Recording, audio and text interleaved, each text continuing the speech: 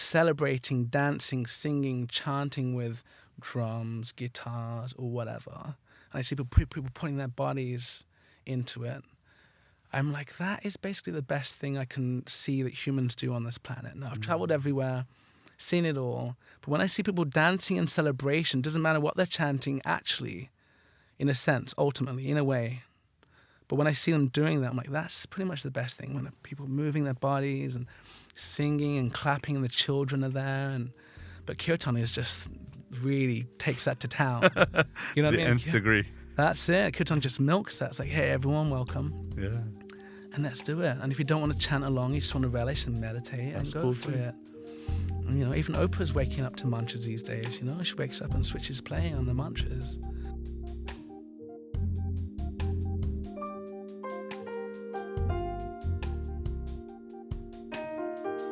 Hello everyone, welcome to another episode of For Soul's Sake, a podcast which aims to give you holistic, honest, authentic, candid conversation on spirituality, wellness, Ayurveda, and everything in between. I'm joined by amazing guests every single week, and I'm so grateful that you've come back to listen, learn, and grow with us again. Today we have an icon of the Kirtan world, of the Bhakti world, someone who I genuinely look up to, someone who I genuinely respect for being tireless in his endeavor to share Kirtan and mantra to all audiences far and wide.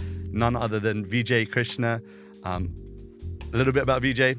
He actually was born to the sound of his father singing Om Namah Shivaya on his guitar. He was initiated into Bhakti Yoga at the age of 12. Vijay Krsna is the driving force behind the Kirtaniyas, a transcontinental Kirtan collective. He's also the founder of Sriyam Records, which presents world beat ceremonial chant music. And I cannot say thank you enough for the time you've taken to be with us. Thank you so much, Vijay. Thanks for having me here, Radhika. Deep honor and privilege. And I'm feeling very grateful for, just getting stuck into all things mantra, bhakti, and kirtan. Yeah. You've become, let's call it what it is, an icon of the Kirtan world. A lot of people do look up to you in the world of Kirtan as someone who is, exactly like I said in the intro, tireless in your endeavor to share mantra, to share bhakti with people. And I'm sure that brings a lot of spotlight to your life. It brings a lot of, people wanting to follow what you do. Does that make you feel uncomfortable? How do you kind of like navigate people just constantly wanting to, be associated with you because of name and fame, let's call it? Well, I feel like appreciation that comes my way actually so much inspires my further dedication to what I'm doing. It's almost like confirmation that what I'm doing seems to be having somewhat of a positive effect. I feel therefore that I'm making my small contribution into the world, doing my part, And it can be a lot, especially like in India. Yeah. A lot of families are really switched on to our music, and there's children that can't go to sleep without listening to some of our devotional chant music. And it's a lot. And you bless my child, and I'm like, well, that's far out. It's a lot, But again, it's a reminder that okay, like what my teachers and my my inspirations have told me, and the way they've inspired me is very much like what I'm meant to do. At first, I think as a teenager, I had a crisis of being kind of like academically just not so into it always. I did okay at school, but I always had an interesting journey being removed from England. About 11 years old, I went to Spain for 3 years. Wow. Learned 2 new languages, but then kind of missed out on like a chunk of like my English. Went right back into the year 9.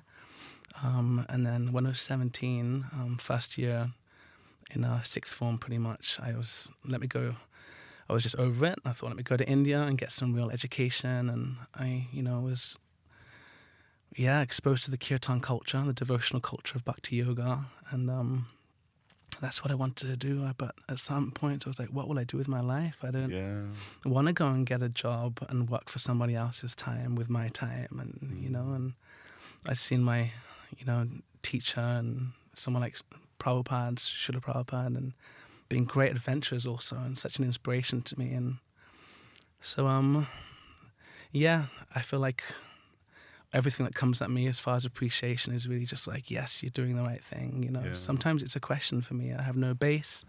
I'm always moving forward and forward. And every time I step on a plane, not really knowing what's going to happen on the other side, it's an extra, like, you know, opening my capacity, my spectrum, and even furthering my dedication to what I love to do. So that's what I like to do with it. Instead of like say it's me, no, I don't. I very much feel like I'm just trying to do a savor and do something in the world. You know, that's it. Yeah, I mean, it takes a lot of courage, a lot of bravery, but it also, like, just hearing it gives me a little anxiety, you know? Like, imagine getting on a plane and not knowing what the other side's going to throw at you. Or, you know, getting on a plane and saying, yeah, I'm going to go and present Kirtan, not knowing whether it's going to be received in a way that you maybe envisage. And something that I've noticed about you is you're not really so attached to how it's going to happen. You just do your thing. Mm-hmm. And, yeah, whether it's received this way or that way, you just do your thing. Yeah. I've been kind of been making a point to be the one that will go where no other Kirtan singer wants to go. Yep. You know, a little bit, the likes of Burning Man and certain places in the world where there may be either, you know, one might call hedonistic culture, or there might be like pseudo-spirituality or whatever. Yeah. That certain more traditional or orthodox or not so into it Kirtan leaders, they just won't go, you know. Mm-hmm.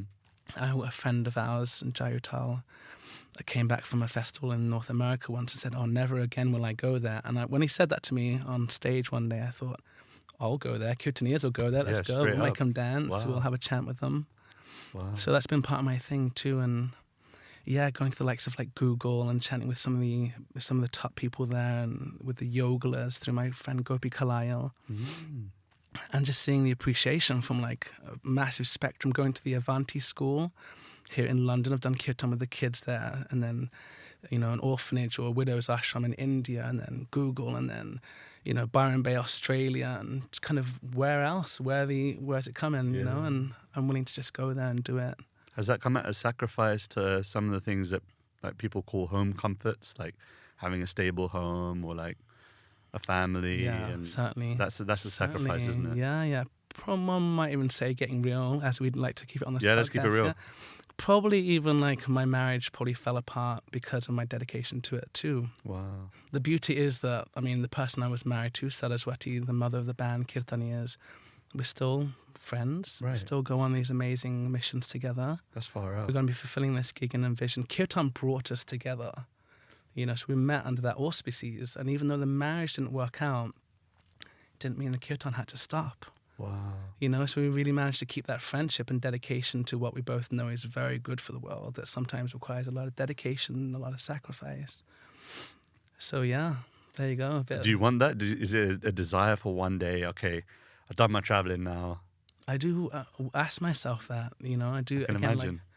Yeah, I mean, you know, I see some of the, you know, certain communities have, you know, what we call swamis, and their life is completely dedicated and sacrificed really for the community. Yeah. Really, if we want to kind of simplify it, swamis are basically like giving up their own interest to really go and serve the rest of the community, the householders, the children, the monasteries, and all that kind of stuff. And when I really think forward to like my older age, would I be more interested in traveling around the world and sharing spiritual teachings, whatever I've learned from my gurus, and the environment and the world and life, and sharing kirtan in that way? Or would I rather just go to the mountains in India near the sacred river and really relish the practice of devotion? Do you know what I mean? It's like almost like right now, in my younger age, I'm doing that and almost making some sort of sacrifice. But do I want to continue doing that forever? Or do I want to go and really, really relish the depth of what this beautiful path of devotion has to offer one day? Yeah, you almost have to kind of make space for both, you know, like yeah, certainly. The year has to be divided up into time for sharing, time for me, time for sharing, time for me. Yeah. Something George Harrison said, quote, I think he once said in an interview something along the lines of, you know, maybe one has to be selfish first to be selfless. Wow. And I think that selfishness isn't like in a bad way. It's more like, okay, well, when I wake up in the morning, for me, practically, if I do my sadhana, this spiritual practice, and align and tune into my mission and my spirituality, my connection, and my purpose. That is that selfishness in a sense. And then I can be selfless. In the evening, I can go out and do a program. I can do a kirtan. I can, do the thing that my life's dedicated to. But it's almost like I've got to have that morning time, that quality time. 100%. Quality time for myself that might look selfish because I'm doing my own thing. But then I go and try and give whatever I can to the world in the evening kind of thing, I feel you. It's something that, once one of my mentors told me, do you go a day without brushing your teeth? And I said, no. Right. So he's like, why are you going out into the world with a stinky soul? I was like, oh, right. I'm not doing anything about Absolutely the inner stench that pervades. People can tell when something's being presented with a deep grounding in spiritual practices, and when it's kind of just been given as a musical performance. And I think people can definitely tell. More and more, I'm noticing it more and more now. People are a lot more switched on, because before, I think kirtan was, and maybe you can correct me because you've been around way longer than I have, that before kirtan was only attractive for like hippies, really, like people that were on the peripheries of yoga, on the extreme ends of yoga. And now, like you said, you're performing at Google, sharing at Burning Man, which is a mainstream musical festival. Got requests from Anthony Robbins and his wife too to come and do kirtan with them. And wow, I mean, this is what I mean. It's a whole spectrum of society. Yeah. It can be useful everywhere. The chant music, devotion, and there's many different ways to call out. And I'm actually really, really for that. I'm not like into like only chant this mantra or only these names of God. That's kind of like the old history way. That's the old generation. The new generation, if we can appreciate that when people of different faiths are in a devotional spirit, and whatever name they call out to the divine, or whatever way they want to communicate with the divine, if we can appreciate that as a sacred space, and realize that actually at the time of prayer and sacred time for the people, there's no fighting. It's a very practical thing. When people are bowing down and repeating the name of God, or when people are doing it on their rosary, or when people do it through the streets clapping their hands, there's it's peace actually, or there's no fighting going on there. Generally, it's people working together through sound, through rhythm. The young children can come, the elders can be there too, and so that's how I see chant. Very exciting time. Yeah, it is. And what to speak of the power of mantras and the names of the divine. And I've been thinking very much about this hallowed be thy name thing. And I think it's relevant for all the different paths and people of faith of different, Yeah. And I love it when atheists are enjoying the kirtan too. Me too. Love it. Yeah. I almost want to ask it on a Friday night in kirtan. Anyone atheistic out there? Yeah? You're in the right place, my friend. Don't worry, you're accepted. Come as you are. Indeed. Don't worry about trying to conform to the way that we dress, the way that we eat. No, you just come as you are. Hear the sound vibration. Chant with us. Maybe dance with us. Indeed. And then see what happens at the end of the night. And see whether, don't be afraid to go all the way, because the truth anyway lies beyond it. So don't be afraid. Like, don't be scared to explore your spirituality, even if it's through the medium of chanting mantra. Yeah, indeed. That's what I appreciate about your presentation too. It doesn't come with some of the baggage that previous generations of sharing a culture of devotion, or the different yogas, or the different amazing things that come from the culture. We can just come, be as we are, and give it a chant, And this is something that maybe we can get into, because, there is a stigma attached to different people from the Bhakti scene who come from, in one sense, slightly different paths, like different lineages in one sense. I don't see us as different. But, there is that kind of, and people do start going, oh, the conservatives among our community will go, oh, like, why, what's wrong with our existing community? Why do you need to invite people from, in one sense, from another lineage or another sampradaya, we call it, another heritage. That's the right word. And that's something that I've very clearly from the beginning said, that I don't want to carry the baggage of previous generations. I'd rather form relationships with people and see for myself whether, and I genuinely really appreciate you, and I genuinely really appreciate your spiritual teacher, and I genuinely appreciate all of your friends. I have no stigma attached to any of that stuff. And I think that that's something that's coming, that we don't, like you said, we don't have to hang on to the baggage of the past. Absolutely. Yeah. Indeed. You've experienced that a lot? I think so. Yeah. Again, doing kirtan in so many different places, and like you said a few minutes ago about like kirtan somewhat being associated with more of a like hippie kind of vibe, and Yeah. in a sense, yeah. I mean, if we look back to the the bit of the history of like the kirtan starting off in a sense really in the East Village in New York, 66. Technically, some of the first people doing kirtan in New York in the 60s were actually beatniks. And the beatniks were kind of like the cool older generation to the hippies. The hippies looked up to the beatniks who were kind of like jazzy and kind of, people like Bob Dylan and, they were kind of like the cool older batch that the hippies kind of somewhat looked up Aspired to. Yeah. So, and yeah, I mean, when it caught on in the 60s and throughout Haight-Ashbury, that was kind of like the hippie lot that came like just before the 70s. But then we've seen kirtan very, very much happening throughout like rainbow gatherings also, where people are kind of multi-faith. Let's get together on some land somewhere and cook and chant both songs in English, Spanish, and some kirtans. And then I've seen what we call the medicine scene come up over the last 20 years. Yeah. Starting from California and then into England The a lot cacao more. age. The cacao age, and kirtan has become such a great partnership with cacao. It's very popular now. And for other ceremonies too, actually, being out in Mexico and Guatemala, seeing how kirtan can kind of find its place in You pronounce that so well. Guatemala. Yeah, I grew up in Barcelona. Okay, cool. So I kind of got my bit of Spanish. Yeah. It was interesting Throw it in living there. out there. Yeah, indeed. It was interesting living out there, and again, just sharing kirtan in Yeah. strange places. Yeah, I'm slowly seeing that there's an ease among people of the mass general public. You don't have to be at all associated with yoga, at all associated with anything ceremonial. You can still drop into kirtan, and that's been quite exciting, I think. Do you have a kind of vision for the future? Do you see where it's going? Do you see like in the next maybe year, 5 years, 10 years, where you think kirtan could... Is there a limit to where it could go? I mean... Or a vision for what you see for the future? Because you've seen way more than I have, so...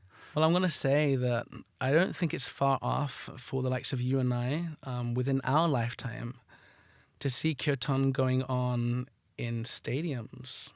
I think How about so too. kirtan at Wembley Stadium? And sold out, and people coming in and celebrating that are from all walks of life, different colored people, different faiths, coming for a chant dance experience. And if not someone like you and myself and some of our other friends, maybe our kids or our other extended nephews and nieces. But in our lifetime. But in our lifetime, that's what I also want to be part of serving. That one day that, kirtan will be on the radio. And we're grateful now that just last year, they added chant music into the New Age Grammy section. Yeah. So chant music is becoming, it's on the map now. Watch out, everybody. Chant music's coming for you. And the mantras are from the ancient world, and they're very, very powerful. And they're programmed to react to nature itself, and not only our inner world nature, but also nature. There's definitely an effect. And the mantras, are sung and done together with the community, with the music. And so I think it can go really far. I think it can be on the radio.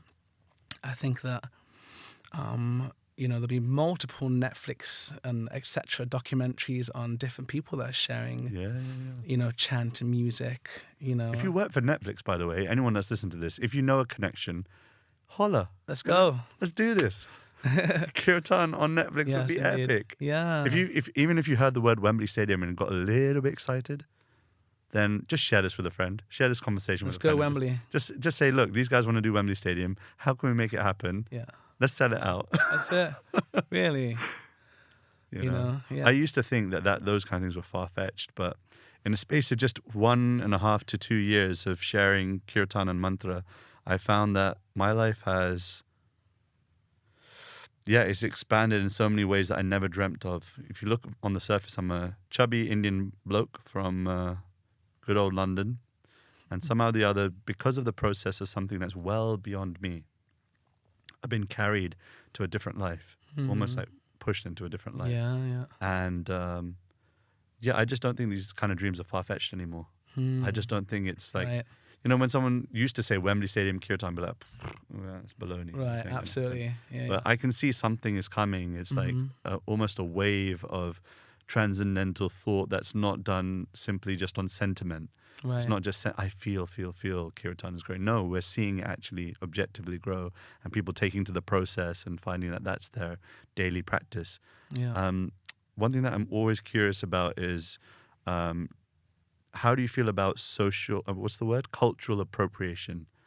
Because like, you know, I grew up in an Indian body, and in one sense that gives me, in one sense, stupidly, people think that means that I'm authentic because just on the color of my skin. I don't think that's completely true, because you were also, from a young age, very much adopting the process of bhakti.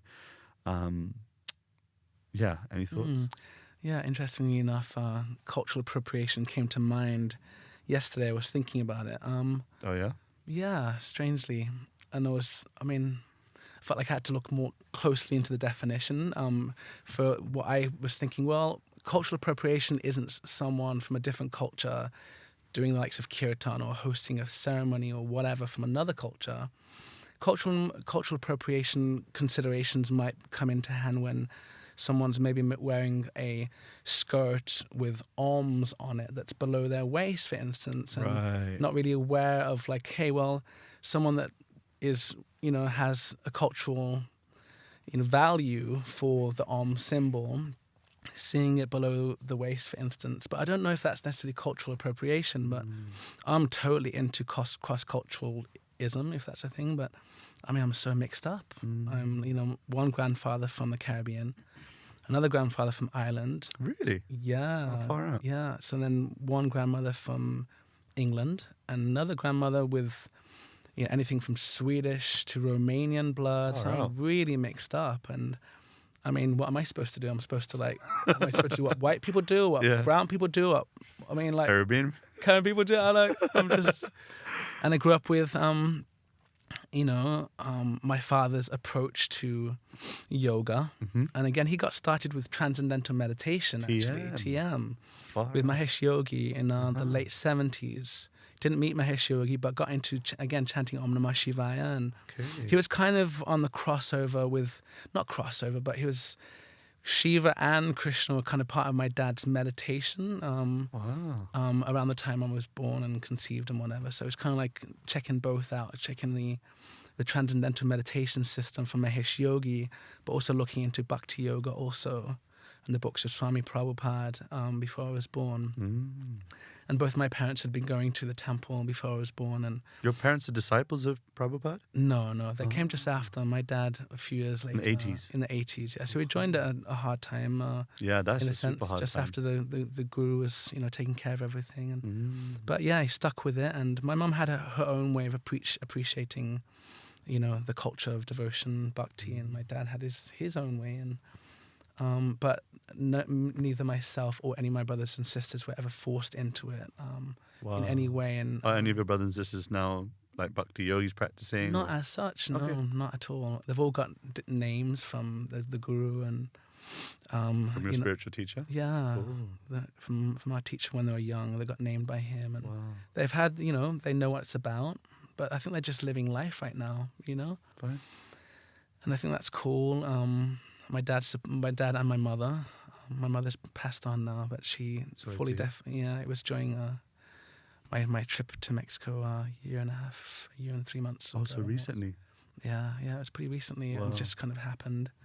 But that was a big heart opener for me. And how so? If you don't mind. Yeah, no, absolutely. Yeah. Why not?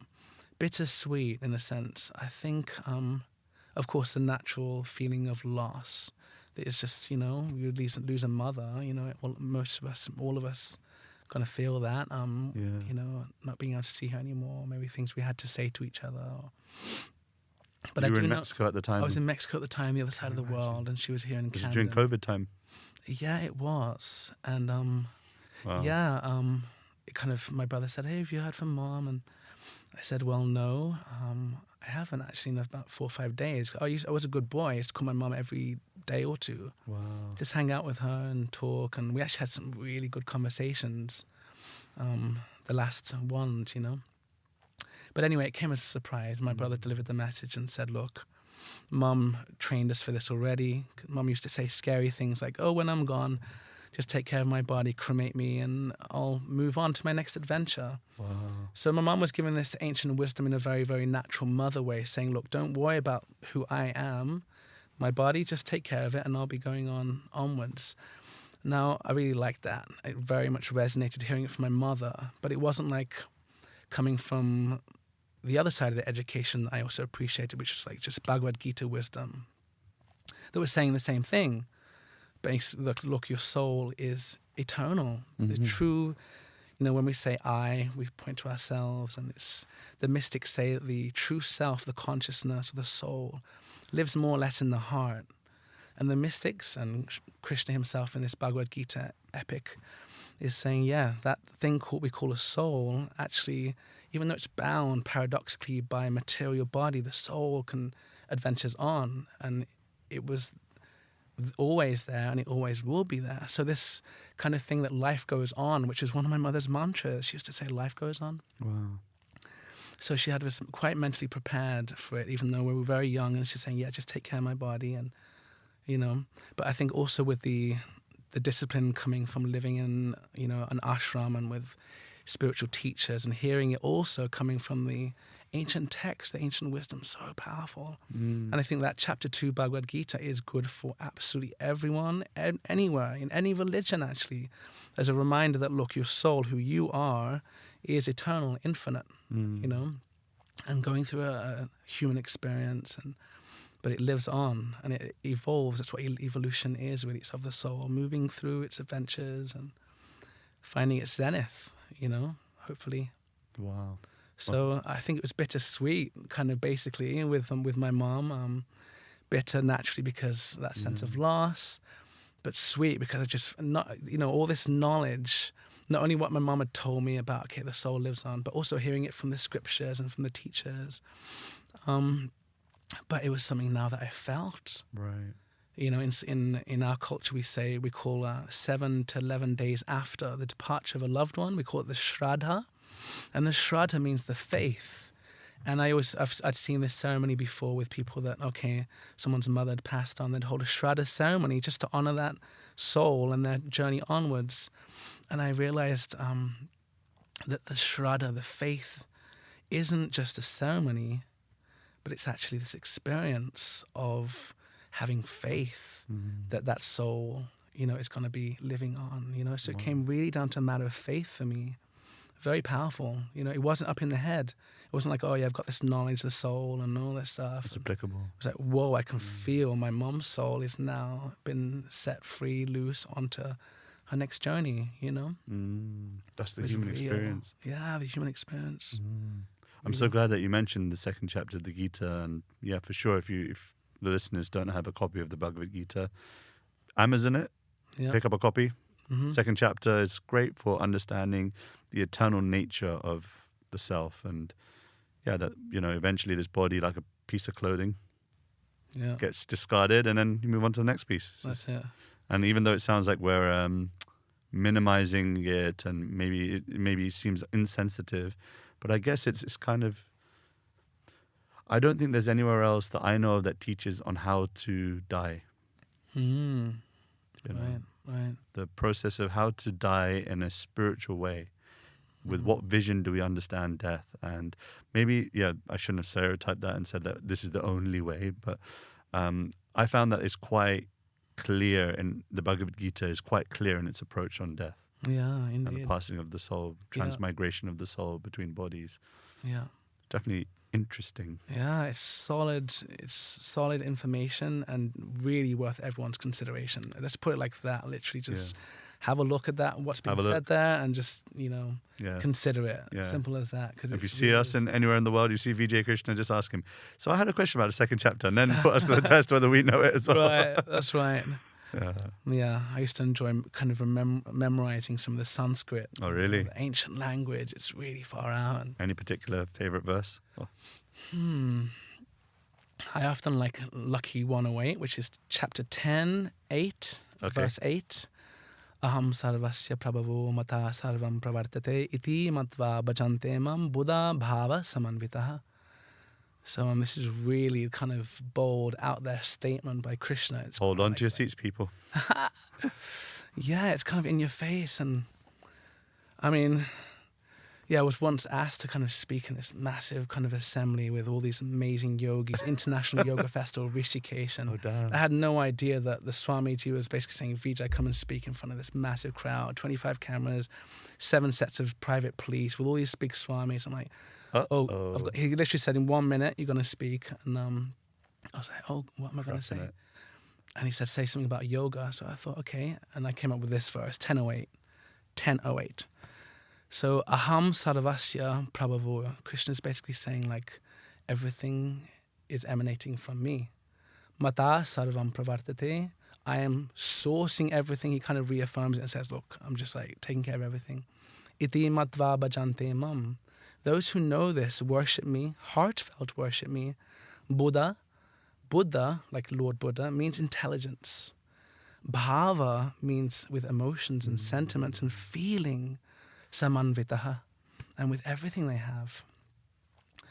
And this message again isn't just like specific, Not we just have for Krishna Bhakti people. Right. So let's take it like the divine himself or herself or whatever concept of the source that you have is saying, look, this is all kind of going on and being sourced from me.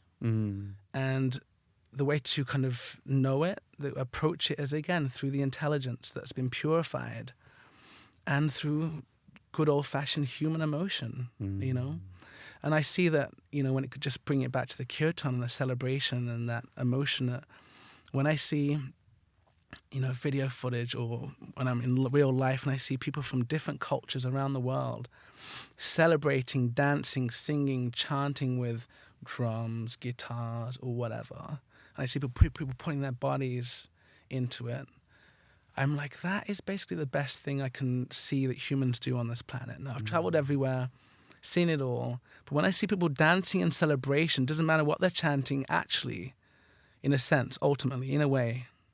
But when I see them doing that, I'm like, that's pretty much the best thing, when people moving their bodies and singing and clapping and the children are there.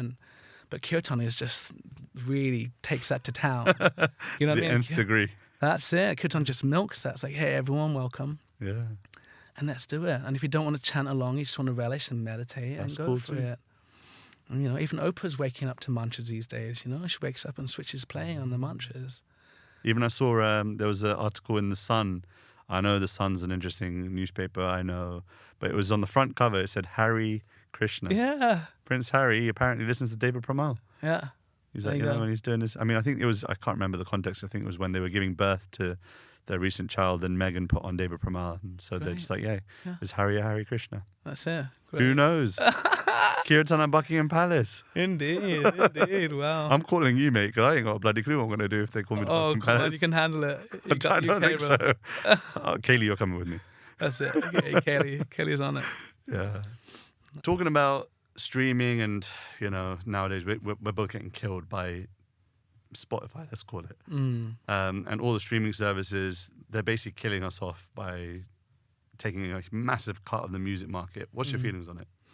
Yeah, well, even though I have my preferences and on certain platforms and whatnot, I'm a little bit peeved with some of the especially Spotify a little bit. I mean, I just want to show some appreciation somewhat to like the iTunes kind of scene in my own way. We've been releasing Kirtaniyas stuff there for 10 years now.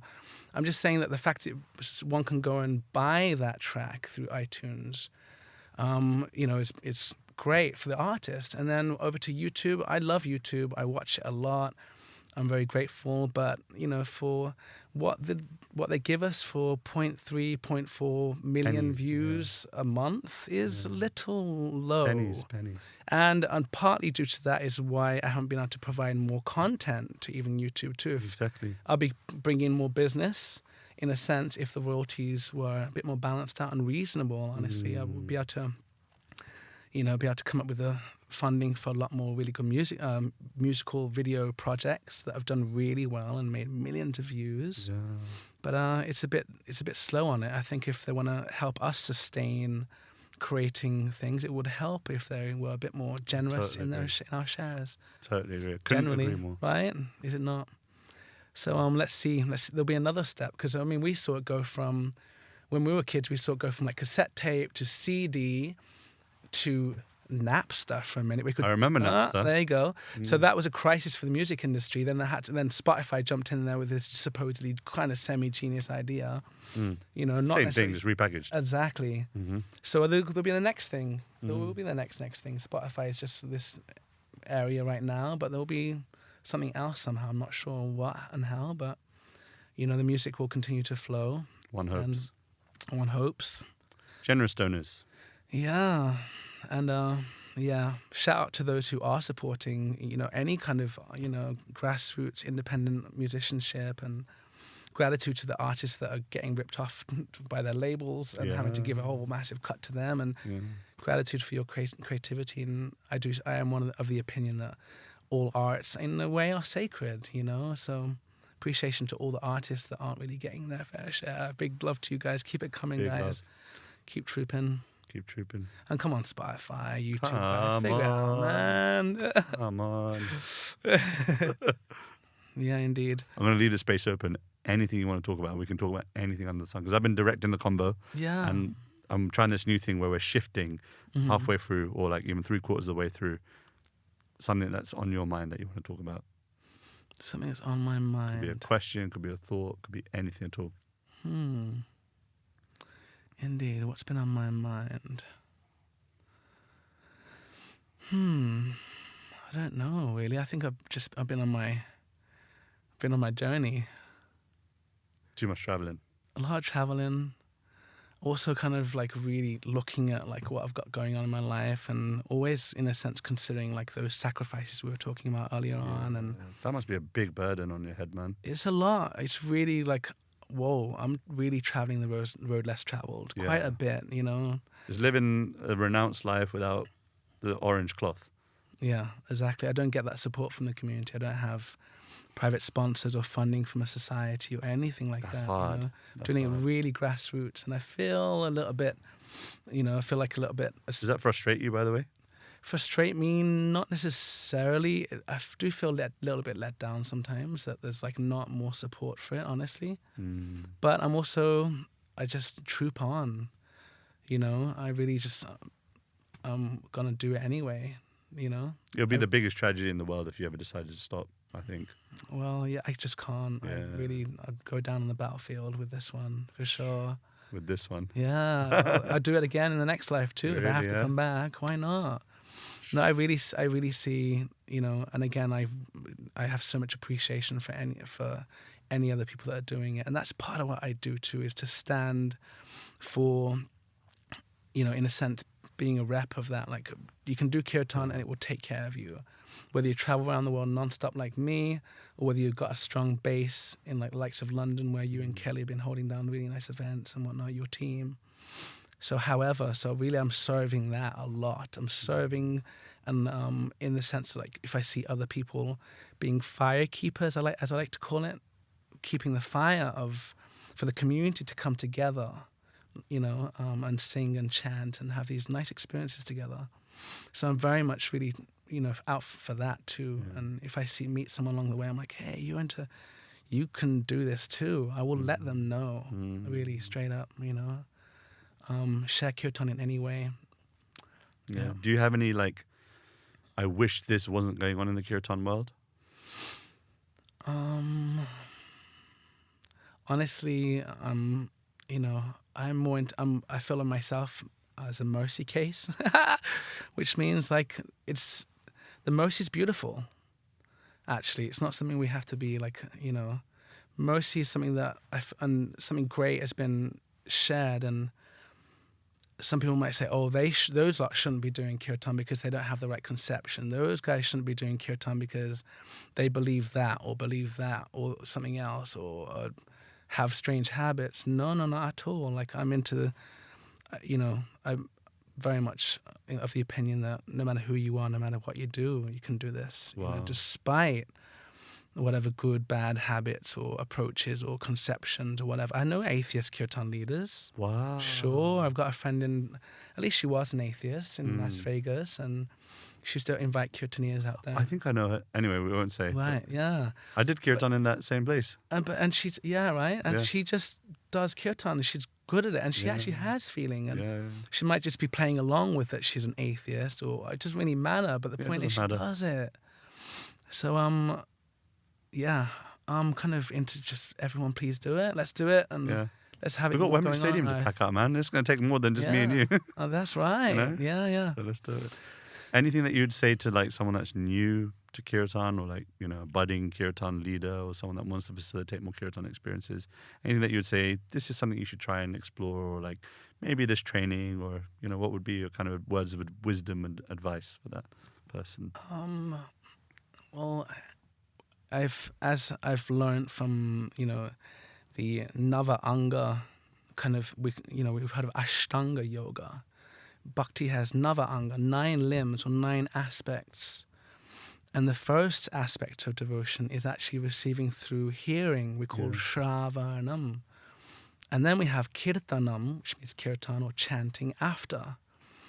So I feel like one of the best ways I can encourage anyone to do kirtan is actually to listen to kirtan, to hear kirtan, to have it playing in their homes when they're cooking, or in your car when you're driving around, and really receive the moods of good quality kirtan.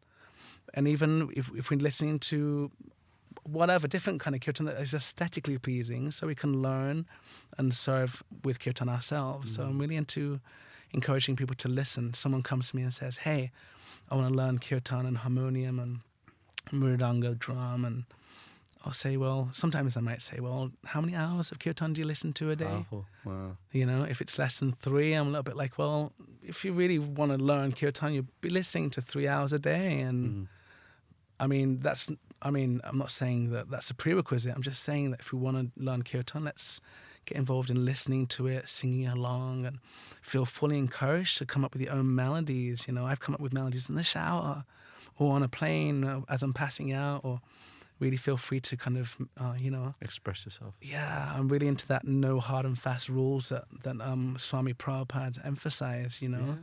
Yeah. It really is a no hard and fast rules thing. So how are we going to start stacking rules on it? It's really for the people. Yeah. You know, such a simple thing to listen more. Yeah.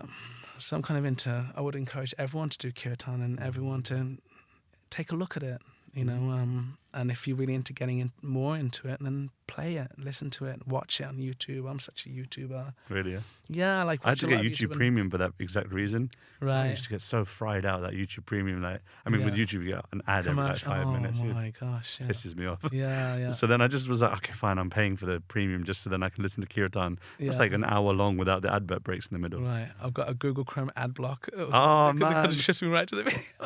Thanks. So, someone should send that to me. I know, I'll send you the link. Anyone that knows, okay. I'm sorted, don't worry. Well, I'm surprised. I mean, our Kirtaniyas YouTube channel's done so well. Right. And I'm thinking, well, come on, YouTube, just give us the premium. Let us be part of the You're thing. making money off us. I had one of my Google employee friends ask me, how's your YouTube channel? How do you get your YouTube channel so poppin'? Yeah. I'm like, hang on a minute. You're the one that works at Google with YouTube. But I feel a little bit behind with that, honestly. I've really got to kind of catch up with social media. Social media, it's just like a whole thing. But I kind of got over it about 7 years into the band. I kind of got over being the one that's got to post to Facebook and YouTube. Yeah, it's a whole job in itself, isn't it? It's a lot, man. But I really have got like a nice stack of upcoming videos for Kirtaniyas YouTube channel, and cool. Which I'm looking forward to kind of getting out there. And it's been such a labor of love. I'm excited to see him. Yeah, sure. Some funky ones. Again, some of the videos that we're releasing are very much emphasizing unity and diversity, which is one of my favorite aspects of Kirtan too. You know, that there's that sense of we are, in a sense, you know, all part of and parcel of the same divine thing. And yeah, when we sing together, and I feel like even a skeptic could walk into the likes of your Kirtan, just walk into Om Nam and be like, see the vibe, and even a skeptic will be like, hey, well, I can't really argue with that. Yeah, you know, if they see people chanting and singing and happy, well, who's going to argue with that? It's just That's it. It's obviously generally a good thing, as far as I'm concerned. Yeah. It's almost like, what sometimes even share in any programs, I might say, we might walk into someone's birthday party. We might not know who they are. Right. We see a bunch of people celebrating around them, clapping and cheering them on. A lot of people would actually just smile at seeing such a sight of people celebrating someone else's birthday who they don't even know.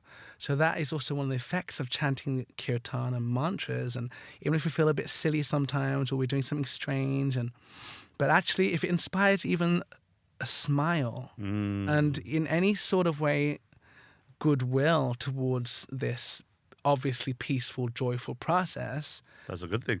It's, and again, we just want the world to be a better place, man. And kirtan is definitely, without a doubt, a positive way towards that. Beautiful. 100%. I agree. I'm not going to argue with that. I mean, we're talking to two kirtan men here. It's like, we're not going to argue on much, are we? That's it. So we signed up.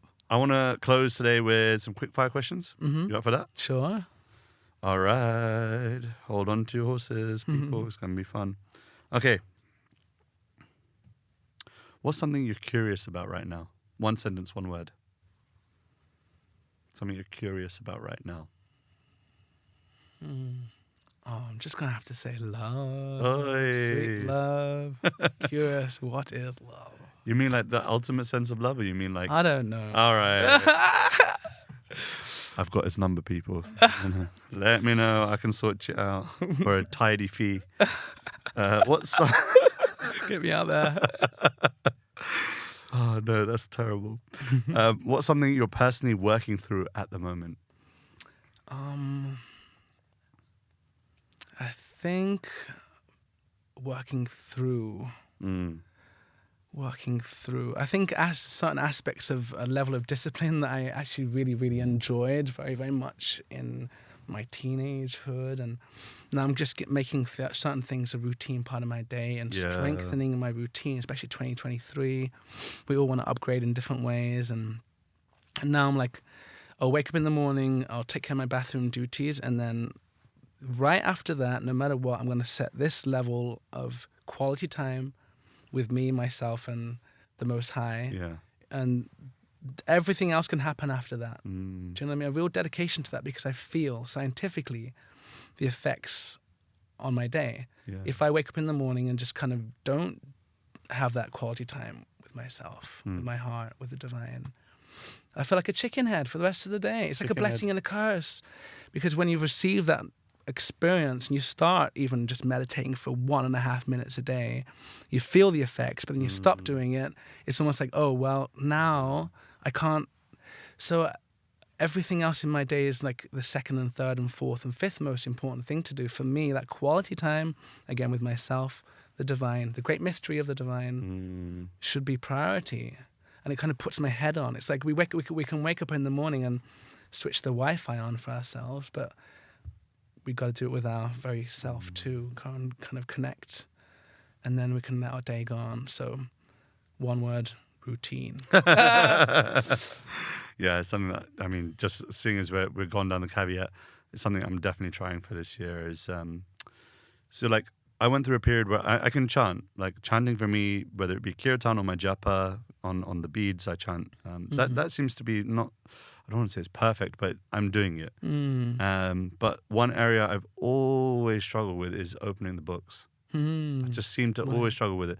And so for maybe the last, let's say, 6 months, I don't know, maybe it's been longer, I've made it a point that I just put my Kindle in a place that I just can see it. And if it's not, I've noticed, if it's in a different place, I forget to read that day. But I have to keep it in a place where I walk past it after I've showered. I have to see it. So the problem is now I've got a 2.5-year-old who just loves to move things around. So he's just like, you'll see this and just like move it over there, and then I forget to read that day. Oh, I see. So I'm trying, but it's definitely, you're right. I'm seeing a difference in, even if I'm reading in automatic mode, like even if I don't fully understand the concepts, then just to read it, and then at one point in the day, like it happened today, it just comes to my mind. I'm like, oh yeah, that was a nice point. Anyway, I can go into today's verse, but it'll be a whole sermon. Okay. What's your favorite thing about your music? that everyone can take part. Nice. Yeah. It's very accessible. It is. Yeah. What's one of the things that you wish you would improve in your offering?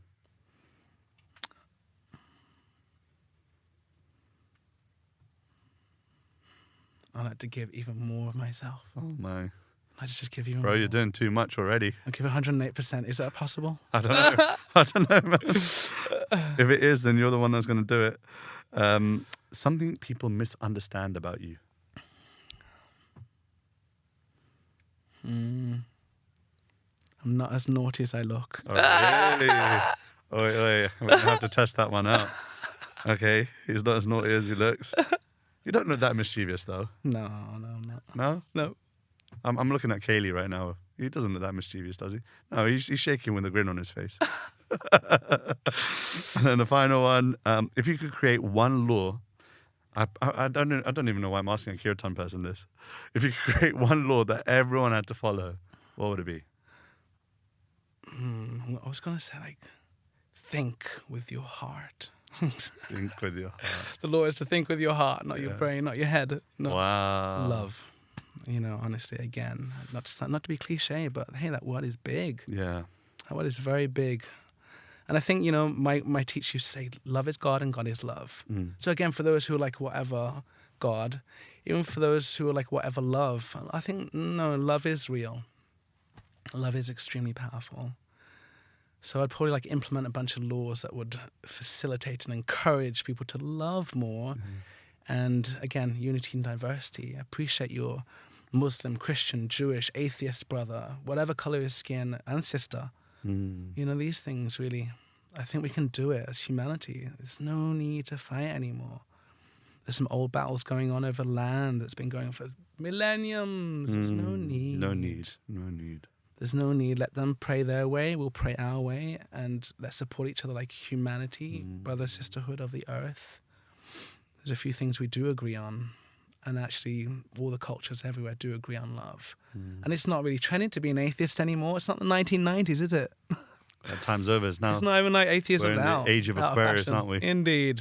So. Yeah, and that age of Aquarius, me and a friend have been talking about that too. That I've had it in certain circles. It's kind of how the transmission of knowledge, wisdom, it's going to be switching from this Piscean style into this more Aquarius, out there, out of the box. Are you an Aquarian by any chance? No, I'm a Leo. I love Aquarius. I'm an Aquarius. Oh, great. Yeah. I don't know what that means, but I'll take it. Cool. No, Aquarius and Leo get on great, for sure. Yeah. I mean, as a Leo, I just love like the out there-ness of Aquarius. They can just be like all over. There's the universe. That's me. You know what I mean? It's good. Good. Cool. Good. Yeah. Cool. Thank you. Thank you so much, Vijay, for your kind, for being here, for being present, number one, but also for making this conversation really easy and accessible and relevant for people. And I hope that every single person that's listening or watching this, has taken something away, taken maybe a few nuggets, maybe a few moments of inspiration away. And as always, feel permission to re-listen to this podcast. It's not just there for a one-time entertainment thrill, but hopefully there for you to re-listen to. And hopefully we can have Vijay Krsna back again. When you're next back in the UK, we'll pencil in for another podcast and we'll talk all things Kirtan once again. Yeah, I really enjoyed this. This was good fun, no? Yeah, it was. Good flow, man. Thank you, man. Appreciate it. So to all of you, thank you all so much. And I'll see you on the next episode for Soul's sake. Namaste. Namaste. For soul